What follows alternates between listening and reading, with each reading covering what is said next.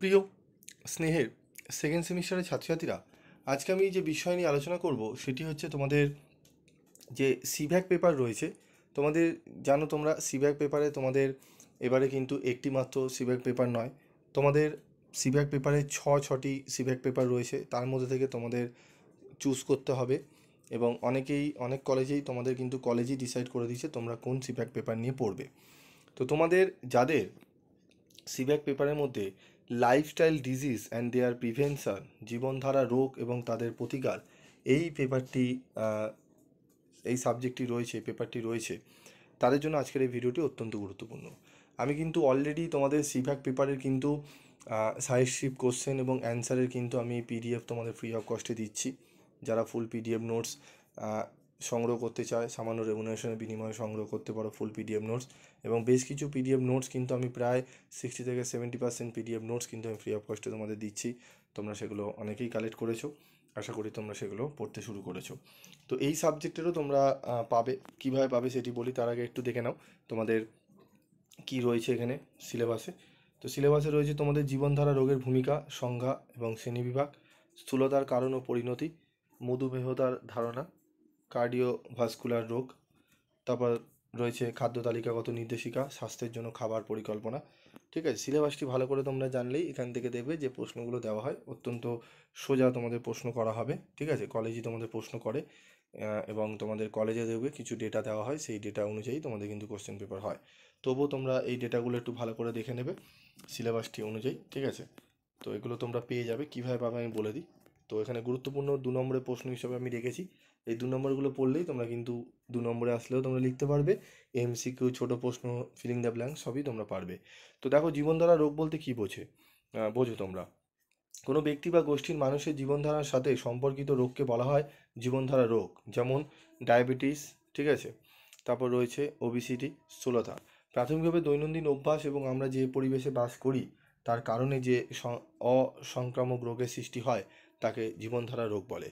ঠিক আছে, কার্ডিওভাস্কুলার রোগ কী? কার্ডিওভাস্কুলার ডিজিজ বা রক্ত সংবহনতন্ত্রের রোগ শব্দটি দিয়ে হৃৎপিণ্ড ও রক্তনালীকে ক্ষতিগ্রস্ত করে এমন সব রোগকে বোঝানো হয়। এর মূলত দুটি ভাগ আছে, জন্মগত ও অর্জিত। উদাহরণসহ উচ্চ রক্তচাপ, স্ট্রোক এবং করোনারির ধমনির রোগ। মধুমেহ রোগ কী? Diabetes mellitus type 2। ঠিক আছে, এটি বিপাকীয় রোগ যা টাইপ 2 ডায়াবেটিস নামে পরিচিত। তারপর রয়েছে দেখো, রক্তে শর্করার আধিক্য, ইনসুলিনের কর্মক্ষমতা কমে যাওয়া ও শরীরে ইনসুলিনের আপেক্ষিক ঘাটতি প্রভৃতি এই রোগের বৈশিষ্ট্য। মধুমেহ রোগের দুটি কারণ লেখো। বংশগত কারণে, অনিয়মিত ও অসম খাদ্যাভ্যাস এবং স্থূলতা এই রোগের কারণ।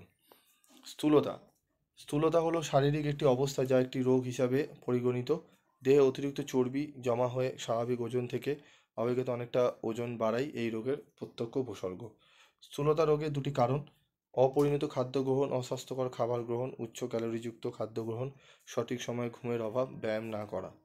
জীবনধারা রোগ প্রতিরোধের দুটি উপায় উল্লেখ করো। নিয়মিত আপনার কোলেস্টেরলের মাত্রা নিরীক্ষণ করা, স্বাস্থ্যকর মাত্রা বজায় রাখা, হৃদরোগ এবং স্ট্রোকের ঝুঁকি হ্রাস করা। তো এরকম রয়েছে উত্তরগুলো। তোমরা এবার তোমাদের বলি, তোমাদের এই যে উত্তরগুলো দেখছো এগুলো তোমরা 2 মার্কসের রয়েছে, 1 মার্কসের রয়েছে। আমি একবারে তোমাদের ডেটা অনুযায়ী করিয়ে দিয়েছি, যেগুলো তোমরা পড়লে তোমাদের কিন্তু আইডিয়া হবে এবং এমসিকিউ আসলে একদমই তোমরা অ্যান্সার করে আসতে পারবে। এবং যদি 2 মার্কসেরও কোশ্চেন তোমাদের দেয় সেগুলো তোমরা পারবে। দেখো এমসিকিউ রয়েছে, এমসিকিউ একবারগুলো দেখে নাও। দেখো, পর্যাপ্ত ঘুম না হলে কী ধরনের ঝুঁকি হতে পারে? ডায়াবেটিস, উচ্চ রক্তচাপ, স্থূলতা, উপরের সবকটি। উত্তরগুলো এখানে রয়েছে, তোমরা এগুলো পেয়ে যাবে। এখানে অনেকগুলো এমসিকিউ দিয়েছি আমি, ডেটা দিয়েই তারপরে কিন্তু এমসিকিউ রেখেছি ইম্পর্টেন্ট। ঠিক আছে, এই নোটস তোমরা মার্কেটে কোনো বইতে এরকম করে নোটস পাবে না, থরলি নয় এমসিকিউ পাবে, তার ব্যাখ্যা কিছু পাবে না। তো আমি এখানে টোটাল ডেটাগুলো তুলে নিয়ে তারপরেই কিন্তু তোমাদের আমি উত্তরগুলো এমসিকিউ আকারে সাজিয়ে দিয়েছি। ঠিক আছে, তো এগুলো তোমরা পেয়ে যাবে। কীভাবে পাবে একটু বলি। আমাদের যে পিভি স্টাডি ক্লাসের গ্রুপ রয়েছে সেই গ্রুপে যারা জয়েন রয়েছে সেই গ্রুপে তোমাদের এই পিডিএফ নোটস দিয়ে দেওয়া হবে, সেখান থেকে তোমরা কালেক্ট করে নেবে। যারা এখনও পর্যন্ত গ্রুপে জয়েন্ট হওনি তাদেরকে বলবো, গ্রুপে জয়েন্ট হতে গেলে তোমাদের অবশ্যই চ্যানেলটি সাবস্ক্রাইব করে পাশে থাকা বেল আইকনে ক্লিক করতে হবে। এবং তোমাদের এই ভিডিও ডেসক্রিপশনে একটি লিঙ্ক দেখতে পারবে, সাবস্ক্রাইব করার পর সেই লিঙ্কে ক্লিক করলে তোমরা সরাসরি তোমরা গ্রুপে জয়েন্ট হয়ে যেতে পারবে। তাই বলবো, তোমাদের পরীক্ষার সামনে তোমরা প্রত্যেকেই জয়েন্ট হও এবং সেখান থেকে তোমরা এইগুলো কালেক্ট করে পড়ে নিতে পারো। এবং যদি তোমাদের অন্যান্য সিব্যাক পেপারে যদি এরকম সাইজটি প্রশ্ন লাগে অবশ্যই তোমরা কমেন্ট করে জানাবে। আজকের মতো ভিডিওটি শেষ করছি, দেখা হচ্ছে পরবর্তী ভিডিওতে। সকলে ভালো থেকো, সুস্থ থেকো।